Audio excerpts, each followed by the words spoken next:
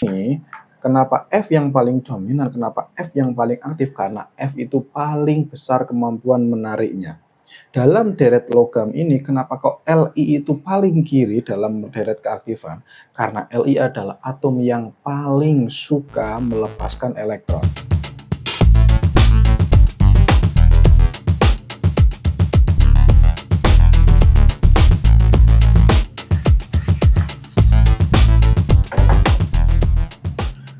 Halo teman-teman semua, selamat datang kembali di Baru Belajar. Alhamdulillah kita bisa jumpa lagi pada malam hari ini, pada malam Jumat seperti biasa.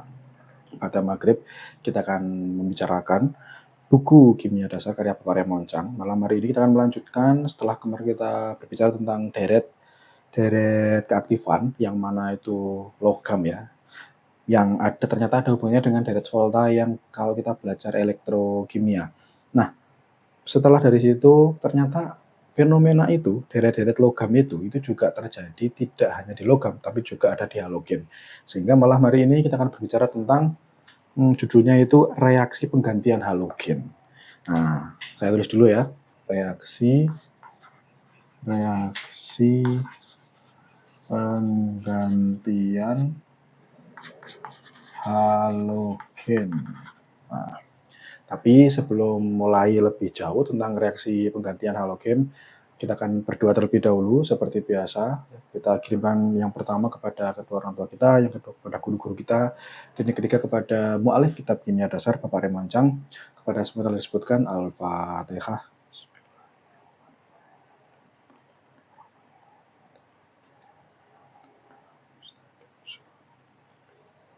Amin. Semoga dengan doa itu kita juga diberikan ilmu dan berkah dari Gusti Allah. Oke, kita akan berbicara tentang reaksi penggantian halogen. Nah, ini karena seperti tadi yang sudah saya bicarakan ya, bahwa ternyata fenomena ini tidak hanya hadir di logam seperti yang kemarin. Nah, ini juga alasannya kenapa saya tidak menghapus nih deret keaktifan kemarin itu. Jadi kita masih jadi rujukan untuk hari ini. Ternyata fenomena ini kemarin itu kan kita mainnya adalah di Zn dengan Cu ya, bahwa kondisinya itu Zn bisa merebut substituen yang dimiliki oleh Cu. Nah, ternyata merebut seperti ini tidak hanya fenomena yang terjadi di logam, tapi juga ada di halogen. Oke. Nah, bagaimana urutannya? Kalau di halogen ternyata lebih mudah, karena tentu halogen jumlahnya tidak banyak ya. Jadi hanya halogen itu teman-teman halogen itu buat teman-teman yang belum tahu adalah nama atau penamaan yang diberikan pada kelompok atom di golongan 7A. Itu kalau penamaan yang dulu ya, 7A. Berarti kalau yang sekarang yang sampai 1 sampai 18 itu berarti kalau nggak salah 17. Pokoknya sebelahnya gas mulia. Ini salah satu kelompok atom yang sangat terkenal. Jadi yang paling kanan tabel periodik itu ada gas mulia, yang paling kiri itu ada alkali, sebenarnya alkali tanah. Nah, sebelah gas mulia itu, nah itulah halogen 7A kalau dulu. Kalau sekarang golongan 17. Nah, itu halogen isinya sebenarnya tidak hanya 4 ya, kalau di tabel periodik yang terbaru di bawahnya itu juga ada. Tapi ya di buku ini juga yang bahasnya juga masih 4 yakni F, Cl, Br, dan I. Jadi hanya ada F, Cl, Br, dan I. Dan urutannya itu F, Cl, Br, dan I. Ini yang saya sebut tadi mudah. Kenapa? Karena ya urut dari atas ke bawah. Ini F, Cl, Br, I dari atas terus ke bawah, terus ke bawah, terus ke bawah.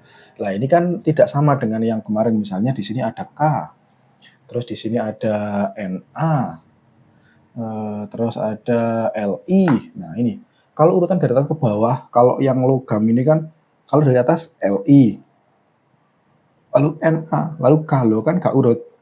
Nah, ini urut, jadi F, Cl, Br, I, urut seperti itu. Nah, sehingga bagaimana cara bisa mengganti atau tidak, itu berarti kalau misalnya ini F itu dia bisa mengganti Cl, dia bisa mengganti Br, dia bisa mengganti I. Kalau Cl dia bisa mengganti Br, dia bisa mengganti I. Dan Br dia bisa mengganti I. Tapi tidak bisa berlaku sebaliknya. Jadi sama kayak yang deret keaktifan ini. Jadi itu tidak bisa merebut BR. Nah, BR bisa merebut I tapi tidak bisa merebut CL. CL tidak bisa merebut F tapi dia bisa merebut BR dan I. Seperti itu. Nah, sehingga dari sini itu kita akan tahu bahwa kemampuan oksidasi itu menurun dari atas ke bawah. Jadi tandanya ya, jadi adalah kemampuan oksidasinya turun dari atas ke bawah. Kok bisa seperti itu? Nah, nanti kita akan berikan contoh biar lebih mudah dipahami. Oke, kita masuk ke contoh yang ini contohnya sih. Ya, contoh yang pertama ini. CL. Nah, di sini di sini CL2 ya, dalam wujud gas.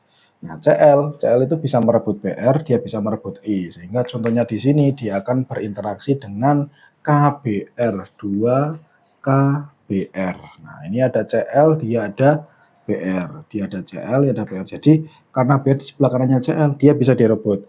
Bagaimana? Karena CL tinggal nanti ini masuk. Ini kan isinya adalah K dan BR. CL muatannya ini 0 karena dia dalam wujud gas, sementara KBr ini muatannya adalah -1.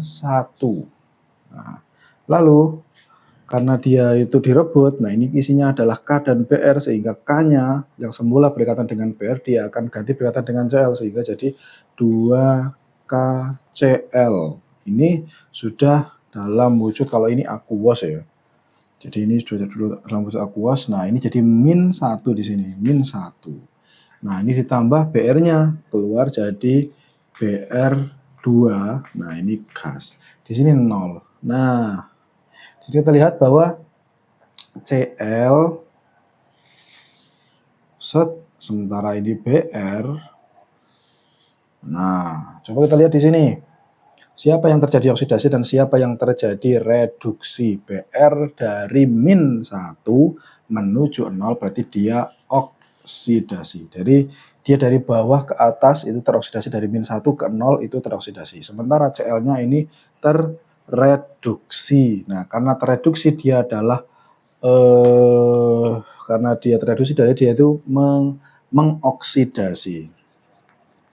Mengoksidasi. Nah, ini yang disebut dengan kemampuan oksidasi. Artinya F adalah atom yang punya kemampuan mengoksidasi paling kuat karena dia ketemu Cl dia bisa mengoksidasi, ketemu Br dia bisa mengoksidasi, ketemu I dia bisa mengoksidasi.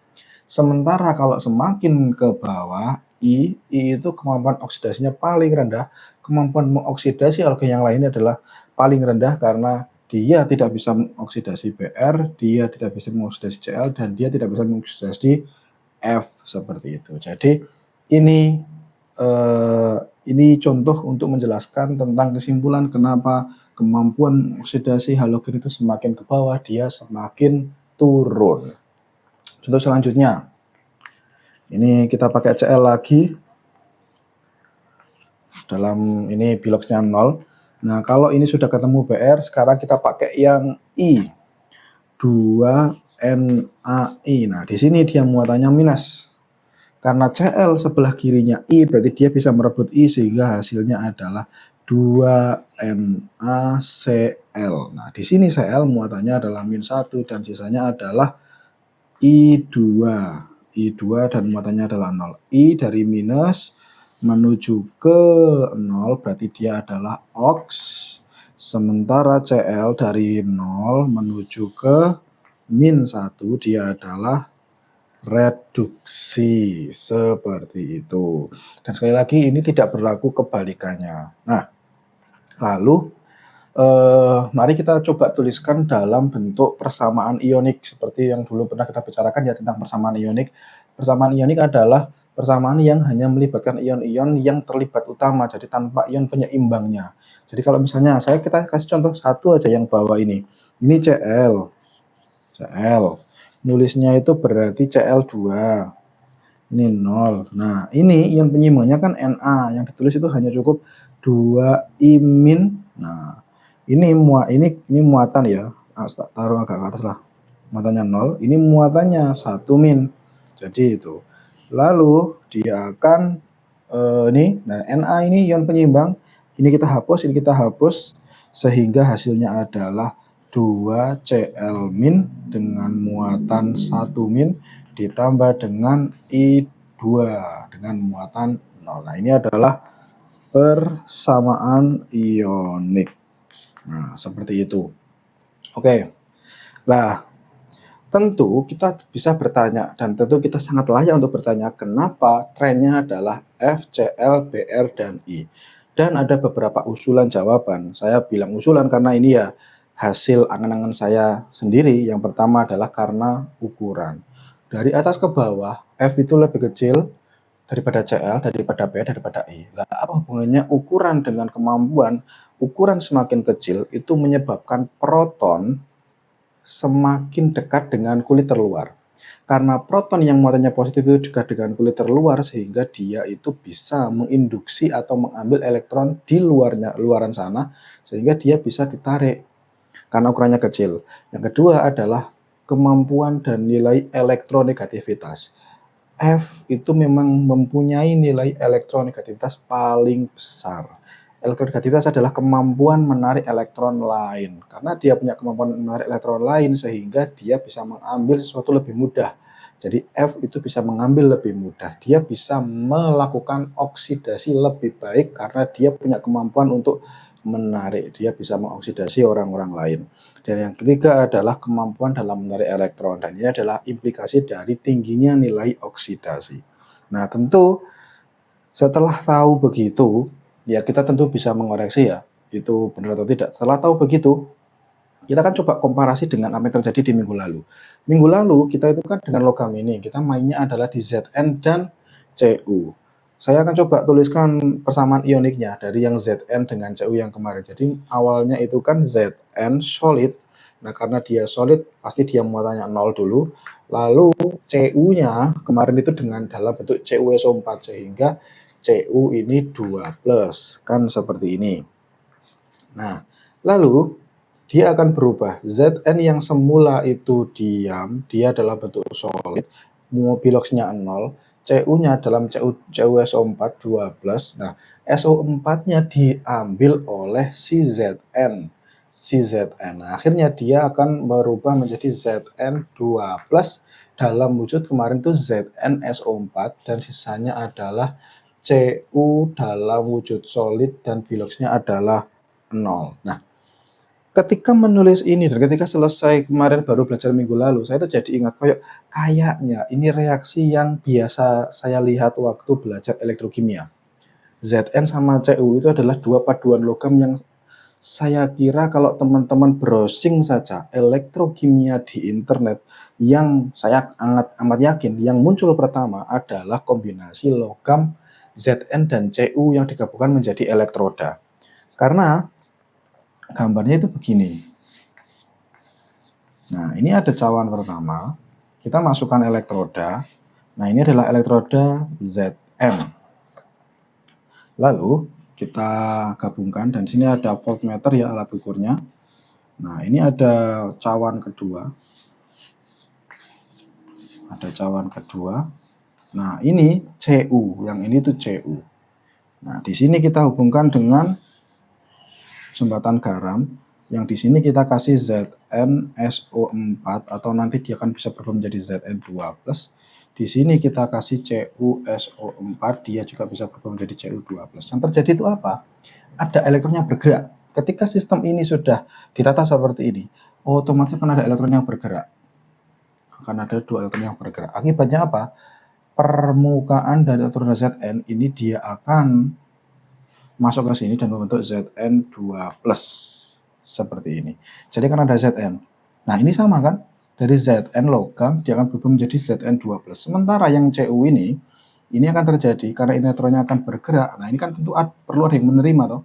Nah, ada Cu2+, dia itu akan mendekat ke elektroda dan dia akan menarik, sehingga dia akan berubah menebal di sini menjadi Cu0.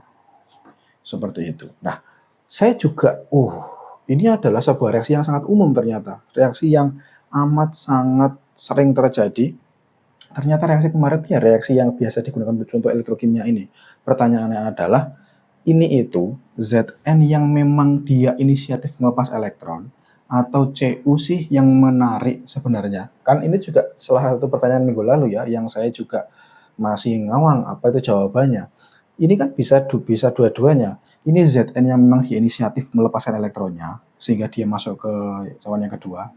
Ini dia inisiatif untuk melepaskan itu. Atau CU yang memang punya kemampuan menarik elektron. Nah itu pertanyaannya. Nah ternyata jawabannya adalah bukan CU yang punya kemampuan menarik,